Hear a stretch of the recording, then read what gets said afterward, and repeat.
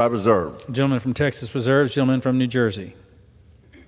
Mr. Speaker, I yield now 4 minutes to the ranking member of our environmental subcommittee, Mr. Tonko of New York. Gentleman's recognized. Thank you, Mr. Speaker, and I thank the gentleman for yielding. Mr. Speaker, I rise in strong opposition to this resolution. SJ Res 31 is irresponsible, especially as we wait to see whether Republicans will bring forward their budget bill to strip health care from millions of Americans to give tax breaks to billionaires.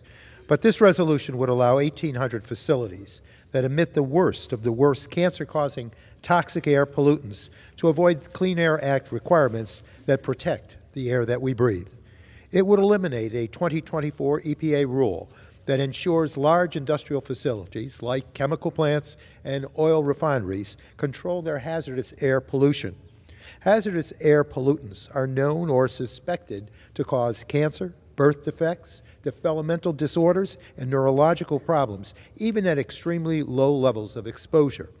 It has been suggested that the 2024 rule eliminates the incentive for facilities to deploy new technologies to reduce pollution.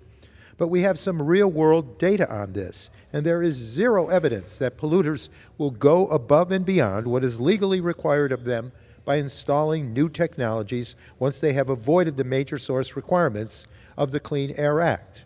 The first Trump administration initially undid the once-in, always-in policy in 2020, and over 200 facilities were able to escape those given requirements. As far as I know, none of these sites have taken additional steps to install new pollution controls. On the other hand, many of these facilities have been free to run their existing, previously installed pollution controls less.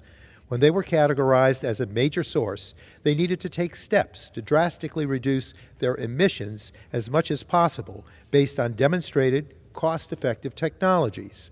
And in many cases, that resulted in emission levels dropping far below the major source thresholds. But the Clean Air Act's intent was never to bring pollution level right below some arbitrary major source threshold. It is about reducing emissions and potentially even eliminating emissions as much as it is cost-effectively possible. Rescinding this rule would give another 1,800 facilities the green light to shut off their long-installed pollution control equipment, spew hazardous air pollution right up to the major source trigger, and increase cancer-causing pollution without consequence. So the Clean Air Act is an incredible public health success story, and we are at risk of writing a new, dark chapter in this law's history.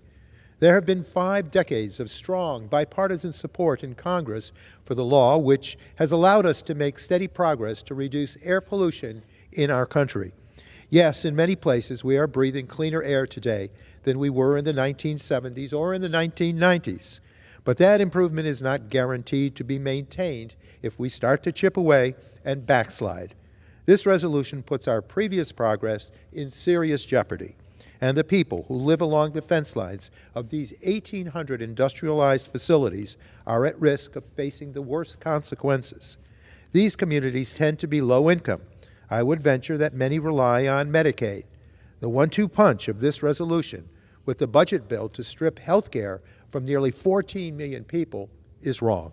It will leave people with unhealthier air, fewer protections, and less access to health care to deal with the consequences, cancer, birth defects, and developmental disorders of allowing these facilities to pollute more.